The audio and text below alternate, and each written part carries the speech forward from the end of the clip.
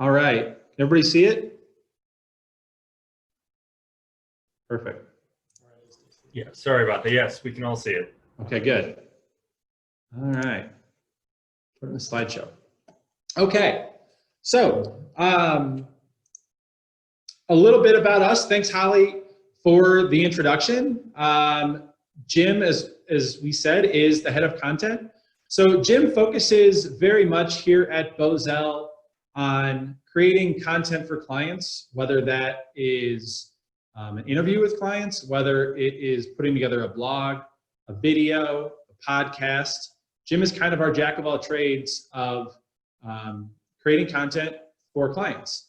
And I work alongside Jim on the strategy side. So leading clients on marketing strategy and focusing them on how they can make decisions that affect their bottom line and use their marketing dollars in the smartest way possible so they can drive business results. Just a quick note about Bozell. We are a full service agency here located in downtown Omaha. We recently moved to 2215 Harney. And we focus on everything from full service ad campaigns to public relations, social media, and of course, email marketing. So to talk about email marketing, Jim and I, we're looking at a tool we have here called Answer the Public. And that is a tool that we subscribe to where you can put in a keyword and it tells you what are the most common phrases searched about that keyword on Google. So we put in email marketing just to see what are people asking about email marketing. We found that the #1 question people ask Google about email marketing is it effective? Does it drive results? Secondly was, how does it work? I don't understand this. How do I wrap my head around what email marketing actually does and how it works? And finally, the obvious one, can it help my business? Can it drive revenue and drive the bottom line for my business? So the answer to all three is yes, it is effective. We will talk about how it works, and it definitely can help your business. One statistic that we've also found is about 8 out of 10 marketing professionals use email marketing to help drive the bottom line for their business. So with all those people utilizing it, there must be something there. So what are the benefits of email marketing? One of the main benefits of email marketing is it's cost effective. It is an incredibly efficient way to market your product, your service, whatever you have to your customers, and it's a very low barrier to entry. There's even some email marketing services that are free for companies with relatively low or small lists of emails. It's measurable. Email marketing is one of the most measurable forms of marketing. You can see literally how many people received your email, how many people opened it, how many people subscribed to learn more about your emails in the future. And you can see what people clicked on, what types of stories they read in your email, what pictures they clicked on and spent time with, what videos they watched. Everything you put in an email, you can measure and you can see what are people paying attention to, what are they not paying attention to, and how to adjust your campaign to make it even better the next time. Third, email marketing can be read everywhere. It is something that that a customer can read on their phone, on their laptop, on their Apple Watch. It's an incredibly versatile type of marketing, especially compared to some of the more traditional marketing like TV, billboards that are a little more difficult to put into such readable formats. Fourth, email marketing is a great way to build relationships. You as a restaurant, you as a real estate agency, you as a doctor's office, you have a story that is unique. There is something unique about your business that you do that you can share with people through email marketing and build a better relationship with them. And those relationships turn into loyalty, and that loyalty turns into more business for your company. And email marketing, we'll talk more about this, is one of the best ways to build a relationship and share that unique story of your business with your customers and with potential customers. Fifth, sales. Email marketing is proven to drive sales. Whether you're offering a deal or you're doing something in the very short term and saying 20% off, come down and check it out, or building those long-term relationships and getting people to know you better as a business can help drive sales over the long term, whether you're trying to drive revenue in the next week or drive it in the next 2 years. Email marketing can help with both of those. And finally, this is one of the most unique ways email marketing can help. There's a feedback loop. So with email marketing, you can share whatever you'd like to with your customers. You can talk to your customers through email marketing, through the content that you share there, but you can also hear from them. They can quickly email you right back. They can go to your Facebook page or write from the email and comment. There's a lot of ways that people can get right back to you and immediately give you feedback based on what you shared with them.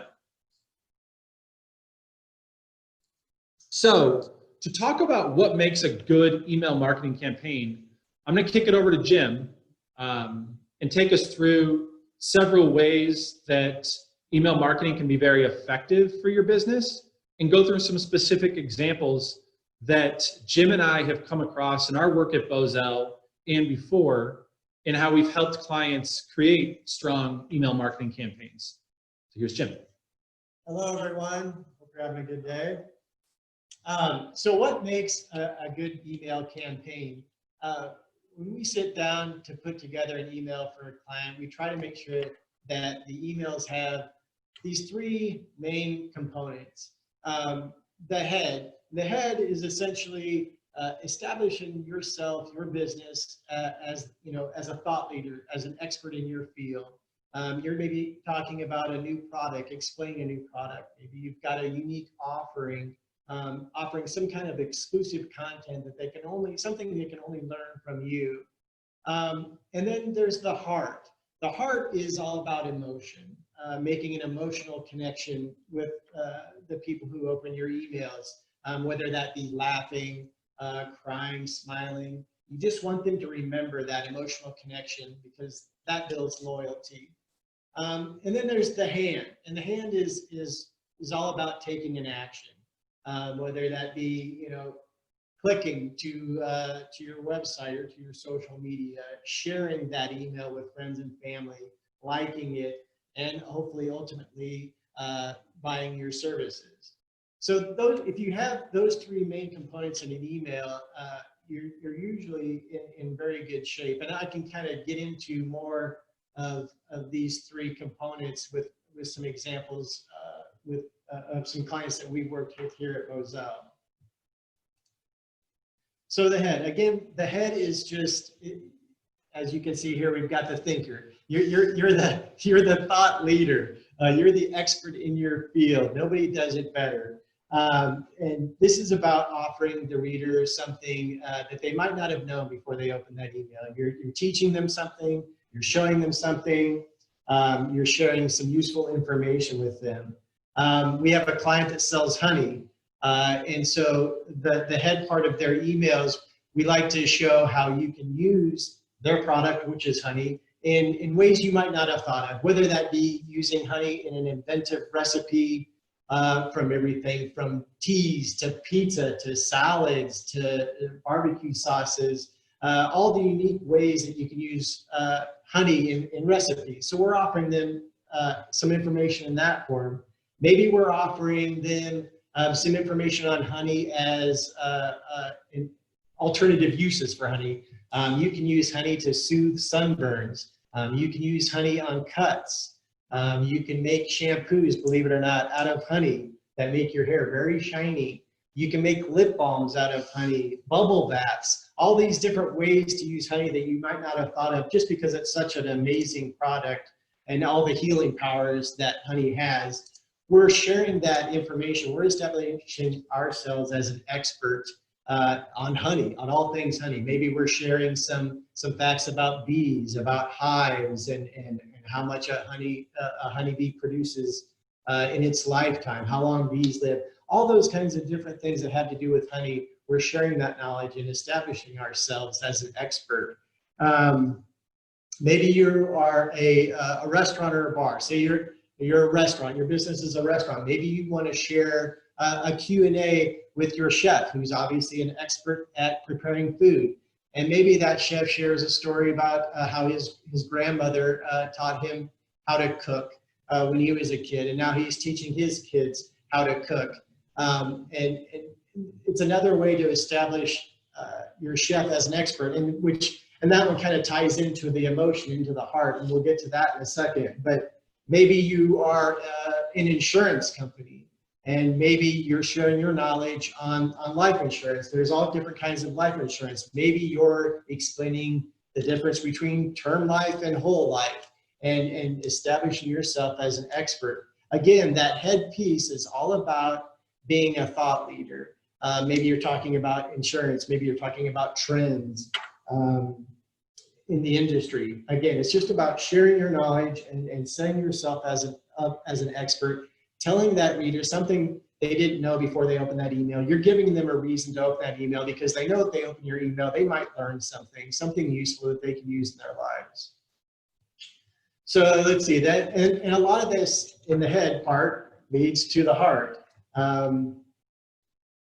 Again, this is the emotional piece. This is letting customers and potential customers into your world, sharing personal things about your business, about the people who work at your business.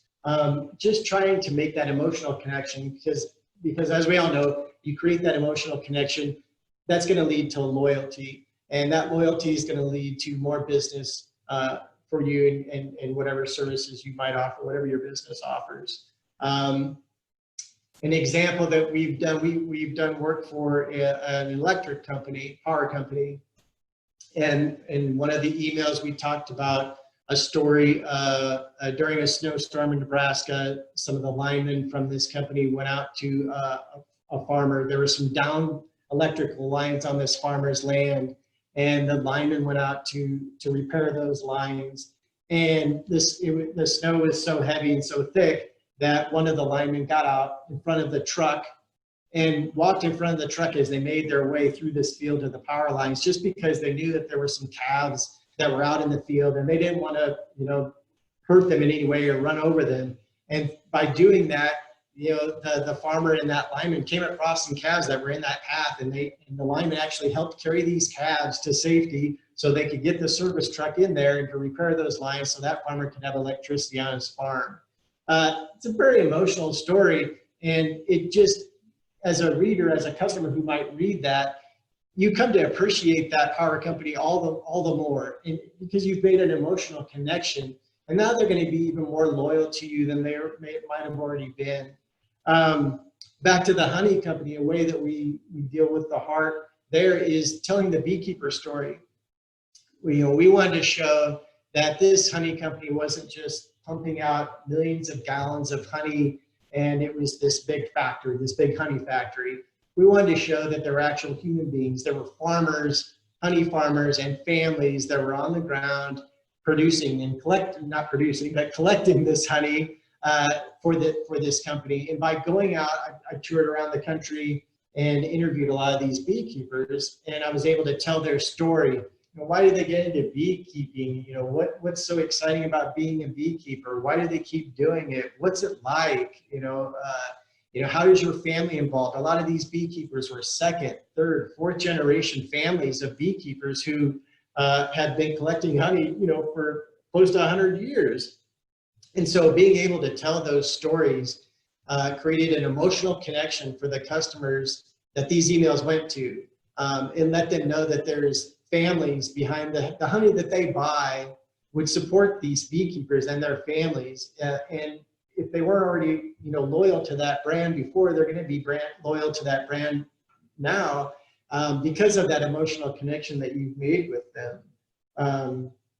it's just a really important thing to humanize yourself, your employees, your business, because again, creating that emotional connection really creates a sense of loyalty and just shared emotions with the people who are receiving those emails.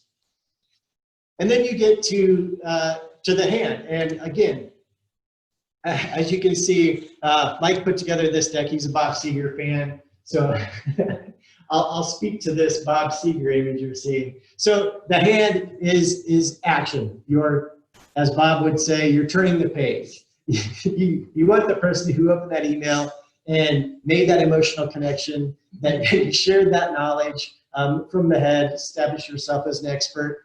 Now you want them to share that. You want them to share the email with their friends and family. Maybe you want them to click to go to your website to learn more about your chefs, your beekeepers, your electric company, whatever it is. Maybe you want them to click to go to your social channels to engage with you on that community. Maybe it's a giveaway. You want them to click to enter for a giveaway that you might be doing.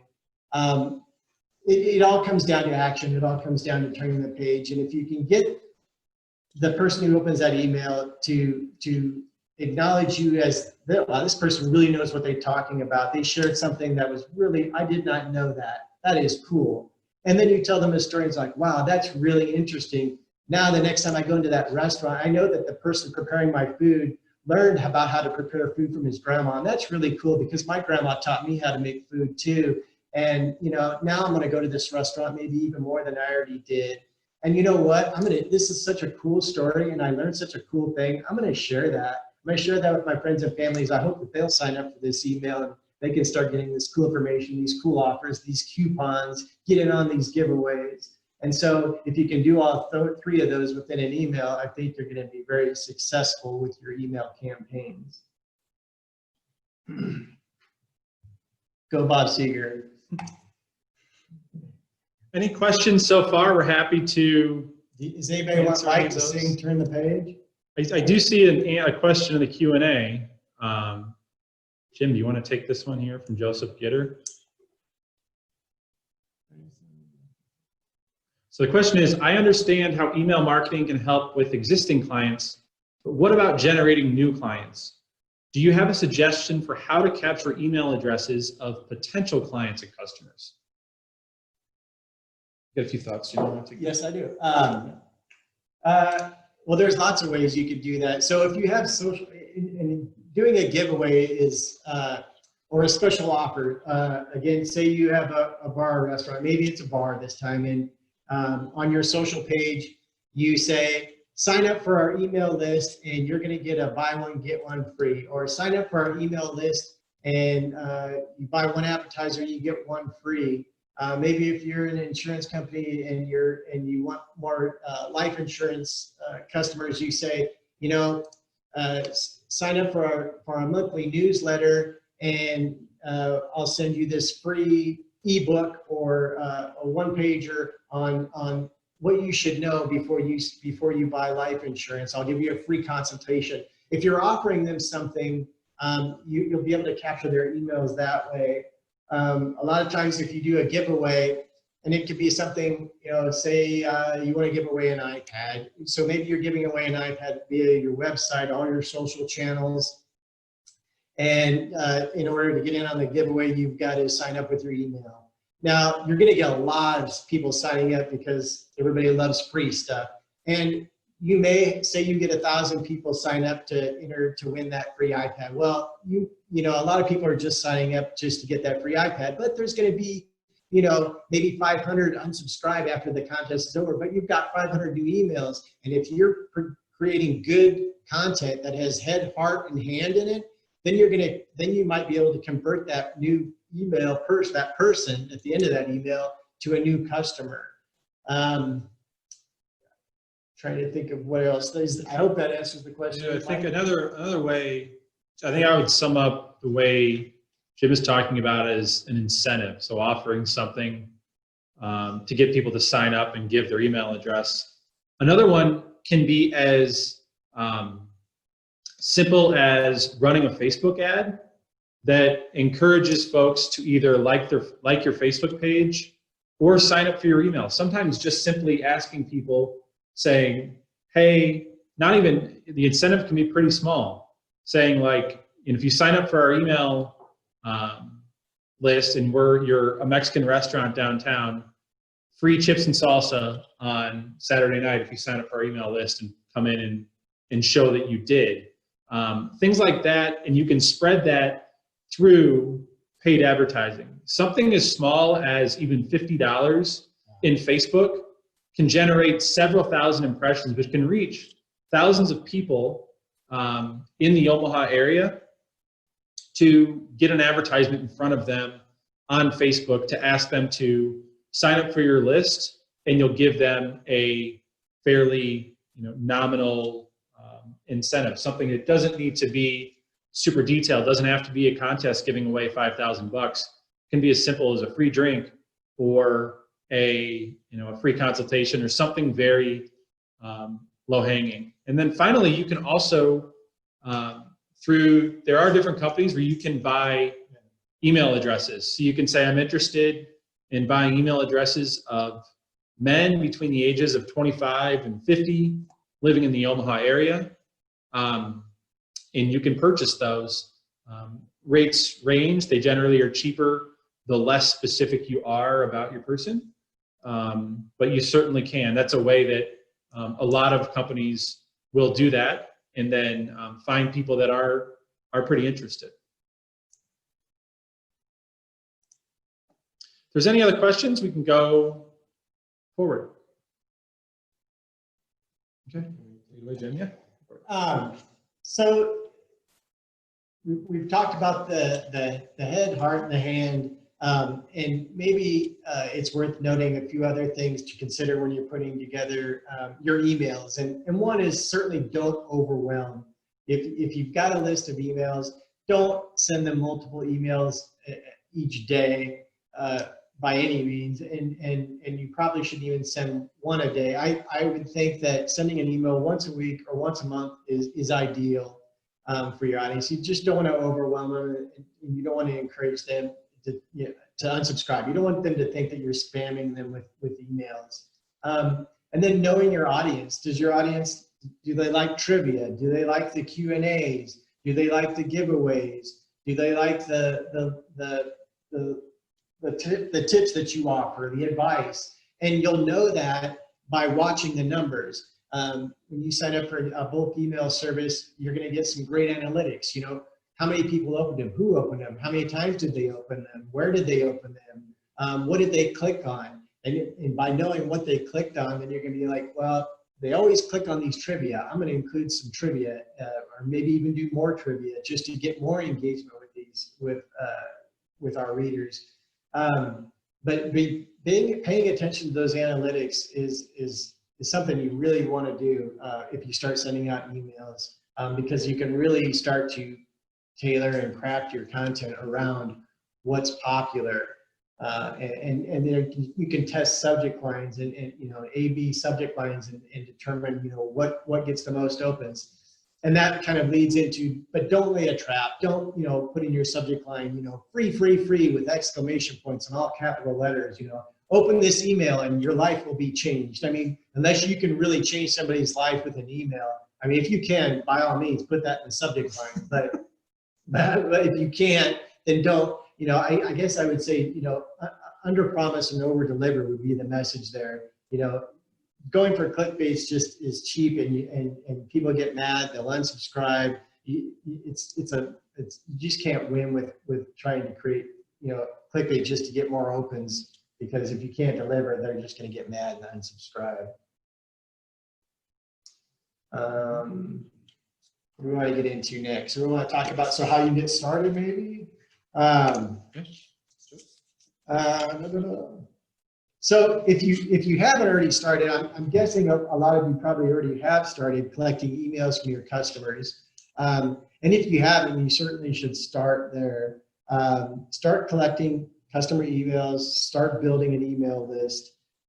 If you don't already have an email service, get one. A lot of email services, MailChimp, Emma, Benchmark, Constant Contact, iContact, There's a lot of different bulk email service providers, and a lot of those will let you use their service for free. If you're a subscriber, if you have maybe 1,000 or 2,000 emails or under that, then you can use their service for free and gain access to those analytics that are so valuable.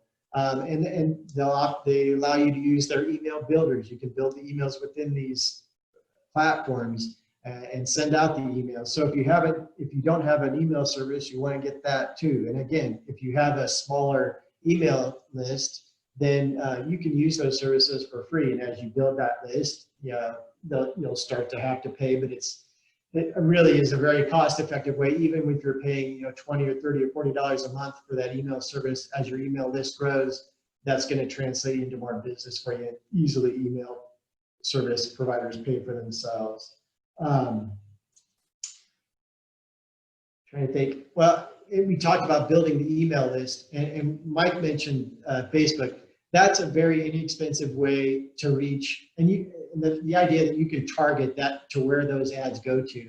And again, I would say you have your business might have anything to do with say concerts, but if you had, maybe you go out and buy a couple of concert tickets and you offer those as your prize, as your giveaway, and then you run some ads on Facebook, and you can target those to the age, area of the city that you can really, target down where you want those ads to appear. And if you're giving something away, again, encouraging people, get in on this contest, on this giveaway by signing up for our email.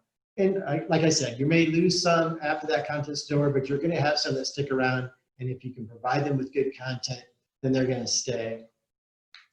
And then think about what kind of content you want to create, but always keep in mind those pieces. If how do you establish yourself as an expert in your field?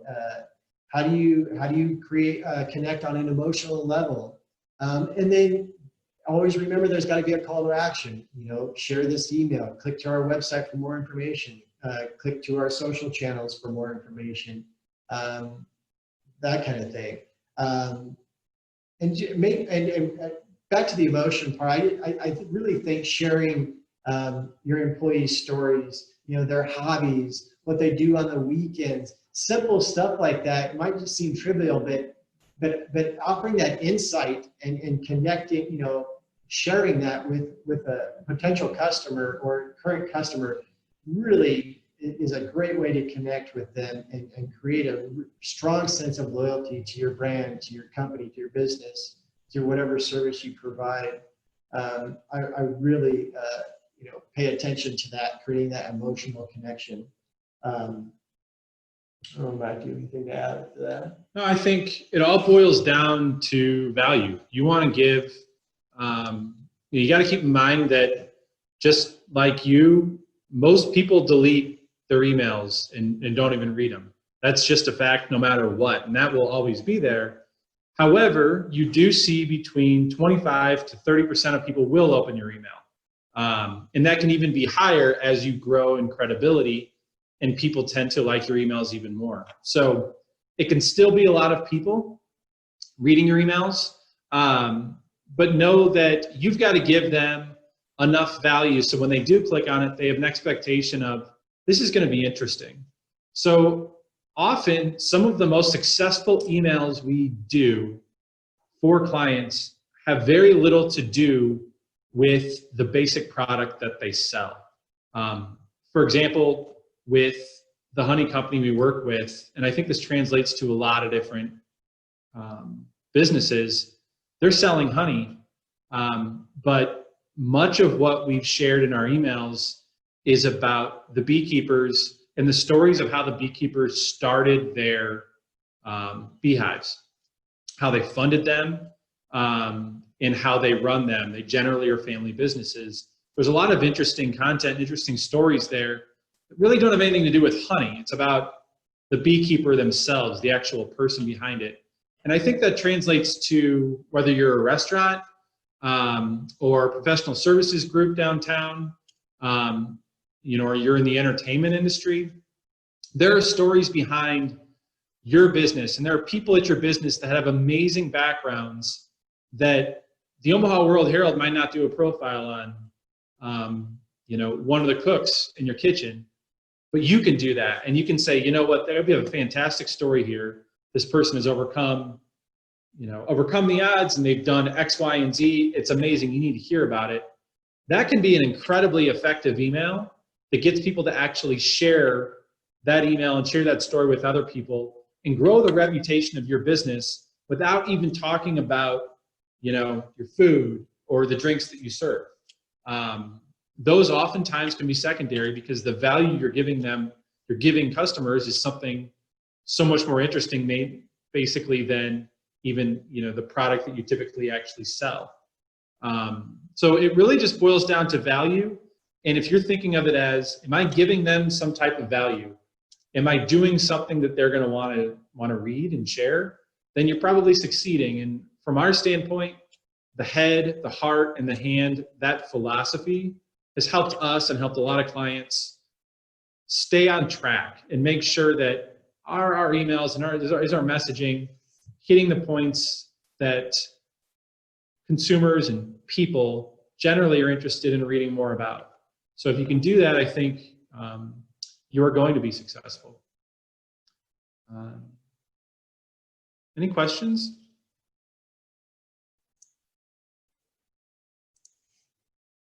That is our last slide, Holly. We're happy to talk a little more, answer any questions. We built in about 10 to 15 minutes here for Q&A, just in case we had some. If not, we're also happy to answer in the panel at 4 o'clock. Well, I know that we will have a few coming up in the panel, but I actually have a question that I think a lot of people will look at this and kind of wonder. Is obviously you spoke about getting a platform first and moving from there. But how do you initially build that list? You know, you can do it anywhere, as you mentioned, from getting on Facebook and doing an event, but, you know, do you suggest that they start off maybe first by putting a sign-up sheet on their website, or by doing maybe an event in person at their store where people physically sign up? What are some creative ways to sign up other than the traditional ways?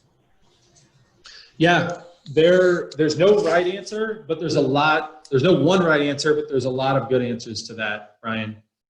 I will give you, I look at it as go really small and go really big at the same time. So as far as going small, find every touch point you have with your customers. So if you have 5 cash registers in your building or in your business, make sure you have a sign-up sheet next to each one of them with a short description of your email and why it's important. You can get weekly offers. You can learn more about whatever, recipes, tips, something like that, and have a sign-up sheet for that. And make sure that your employees or you are consistently updating that, taking that sheet and putting it in your computer system. That's a small way to do it. So every touch point you have, make sure you have something. There is no overkill that way. People have become accustomed to that. You're not annoying customers by having an email list there. That can go to everything from the point of purchase at a cash register, say in a grocery store.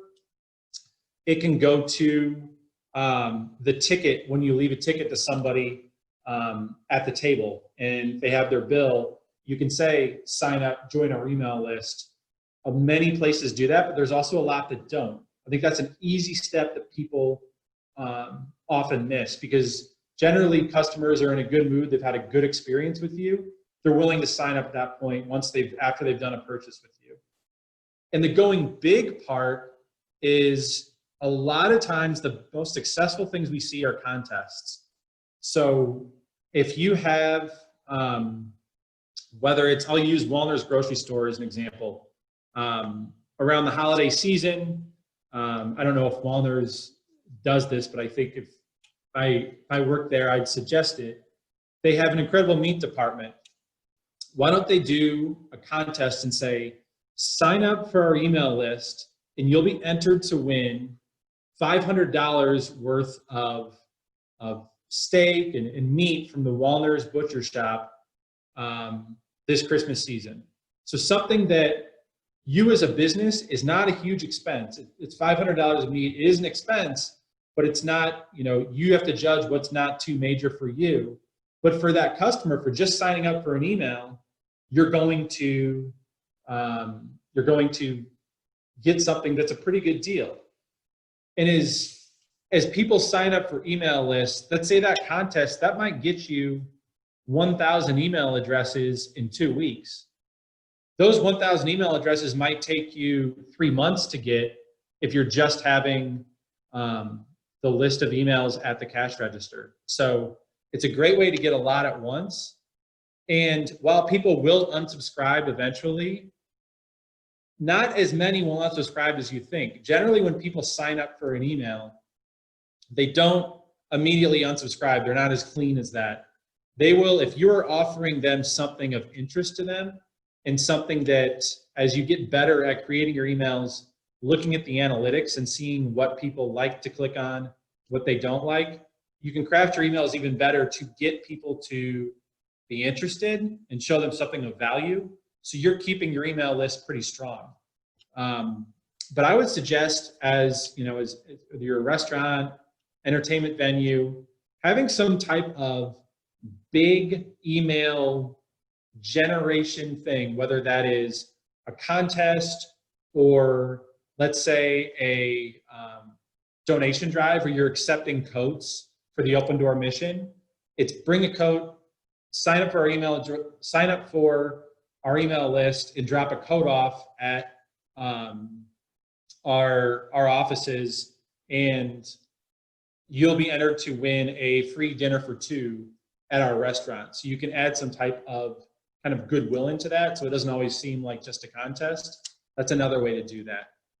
But I would have at least once a quarter something big like that that is generating a fairly large number of emails for you. And then also constantly, on an everyday basis, have the ability and an ask to sign up for emails at your cash registers, at your point of purchase, in your current emails, on your website, on your Facebook page. Make sure that's something you're consistently asking people to do, because oftentimes you just have to ask. If you ask, people will do it, especially if they have an affinity for your business. Well, Mike and Jim, we have 3 questions now. Just got a new one put in. So Maren Hogan, who actually was, she just presented right before you, has a question here. What do you recommend people do with large lists that aren't healthy? Say that again. Good question. So maybe you have a list of 50,000 subscribers, and you're consistently only having maybe 10,000 of those 50,000 open those. You can go back and look at the history of the reports within, at least I know you can do it with MailChimp is what I use. You can go back and look at the history, and you can create segments. You can say, create a segment of people who have opened emails in the last 30 days. You can create another segment, people who have opened emails in the last 60 days. You can create another segment that says people who haven't opened emails in 6 months. And maybe you want to take that list, maybe it's 30,000 that you haven't even opened, they signed up, but they haven't even opened an email in 6 months. And that's maybe a time to do a little re-engagement with that audience, and maybe just sending a special email to those people only. What that might be, you could, a special offer to try to entice them to re-engage with you.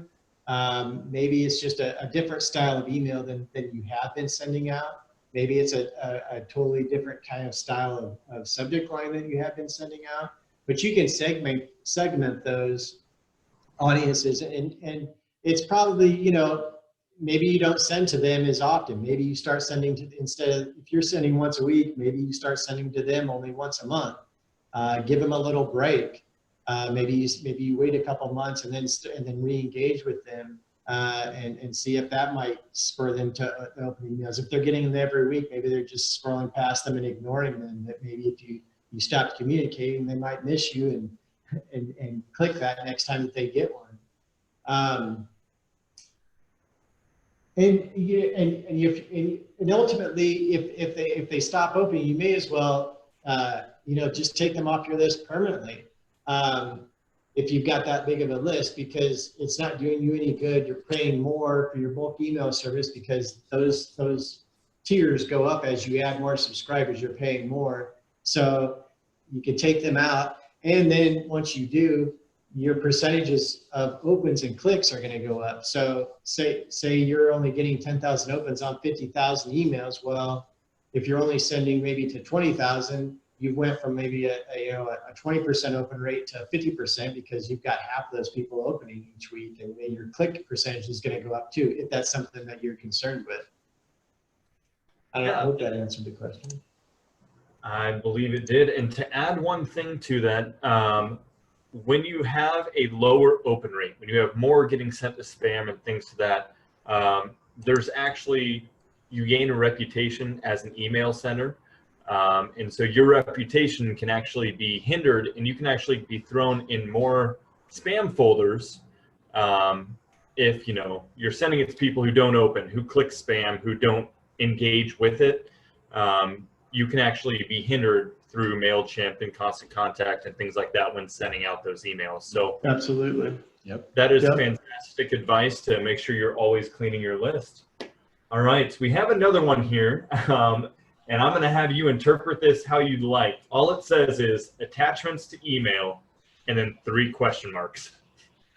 I'll let Jim hit this, but I think I'm assuming Lee means putting an email out there and attaching a video or a photo or a coupon or something like that, just like you'd attach it maybe in sending a PowerPoint to someone in the business world. We'd recommend against that. If you can put it in the body of your email, put it in the body of your email and make it easy for somebody to read. I'll say with Jim has the Omaha Dispatch, which has about 50,000 subscribers. It's about a weekly entertainment email with music acts and things to do around town. He makes that so easy to read that there is no reason you don't have to click to download anything. He has video in there. He has images in there. He does everything in there where you don't have to do anything. If someone is going to click to open your email, the odds of them clicking to download something are fairly low. So if you can do it, don't do an attachment. If you have to put an attachment, I'm sure there's some reasons for it. Put it on your website, make them click to your website and go there to download it. I wouldn't have it within that email. Yeah, whatever you can do, I would avoid that. And then Darren asks about places to get good email lists and the email services again. We can follow up. Jim, you can speak to that, but we can follow up and we'll add some of the suggested spots to this and email this to everybody. I believe we'll be able to do that. Yeah, again, as far as the services, I mean, there's lots of them, and they all kind of offer the same thing. I mean, for me, for the dispatch, like I've experimented with a lot of the email services. I've come to find I build my emails in iContact because I found their editing tools to be the most creative and the easiest for me to use. I'm not a programmer, but I love using their editing tools to create and lay out the email. And then I'll cut and paste the HTML of that email that I created in iContact, and I'll paste it into MailChimp. And I go with MailChimp to send out the emails because they have the most reasonable prices because I send a lot of emails. And so if you have a list of say 50,000 and you're sending once a week, that's sending a lot of emails each month. And MailChimp has the most reasonable price for that for me. And I love their analytics. I think MailChimp has the best analytics to offer. They also offer you all kinds of different things, like what's your email going to look on an Android? What's it going to look like on an iPhone 8, iPhone 9, iPhone 10? Here's what your email is going to look like on desktop. Here's what your email is going to look like on MacBook versus a PC. And so you'll be able to see exactly what your email, how it's going to be presented. Here's what your email is going to look like in Yahoo. Here's what your email is going to look like in Google, MacMail, all those different formats.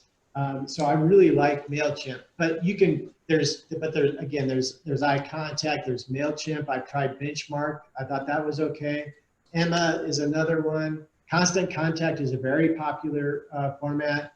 I didn't like the way I could build emails within Constant Contact. Again, I just liked eye contact because of what it allowed me to do for the type of content that I offer. But you just got to play around with them. And like I said, a lot of these are free. You can try them for free and play around with their editing tools and see which one you like best and which one's easiest for you to use. All right, thank you. And one thing I do want to point out, just since we're all about supporting local and supporting Omaha companies within this segment, Info Group is actually an Omaha-based company. I've used them many times over the past to get lists as well. And so that is an Omaha company that specializes in gaining very specific lists for you to contact individual people out of. So we don't have any questions and we have a couple minutes left. So I have one that I think, and I apologize if I missed this in the presentation as I kind of was running around, but if you had to build the perfect email, how would that look? For instance, subject line, hook, greeting, body, call to action. How would you build that? Put you on the spot right there. Yeah, that's a pretty broad. What would you say, Jim, for the dispatch for your thing? What are some, maybe not perfect, but what are some things that work really well? The perfect email to me has a personality. And so everything for me comes after that. I mean, I want to make that emotional connection with the content. And I want whoever opens that email to know that it's me writing this email and that I'm hopefully being humorous. I'm hopefully offering some fun content. For me in the dispatch, hopefully it's offering some previews of some events that they'd like to go to. Hopefully I'm introducing them to some new music by including videos and audio clips that you can listen to get to discover new music. But you want it to have a personality. I mean, it'd be really hard. I mean, the perfect email for me might not be the perfect email that you would create for an insurance company, and the perfect email for a restaurant would look a lot different than the perfect email for an insurance company. But if you could just have those three pieces that we talked about, that emotion, you're speaking from authority, you're speaking as an expert, showing them something, teaching them something that they didn't know before they open that email. There's an emotional connection. And then you're spurring some kind of like, what do I do next? Well, I'm going to share this, or I'm going to click to the website or to social media and engage there.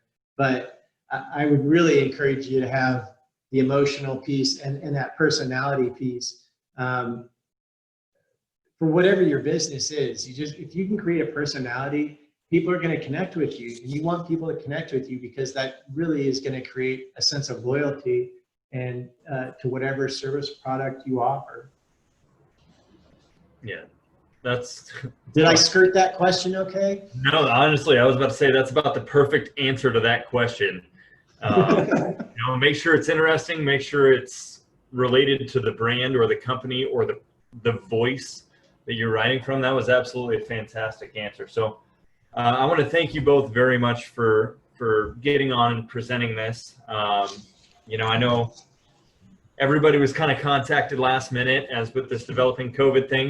We thought we needed to get out in front of everybody before Christmas time so that everyone who's going to jump online to be purchasing things, these companies can get ahead and definitely make sure they're ahead of the curve and they can start building their presence now. And I think email is an absolutely fantastic, cost-efficient way to do it.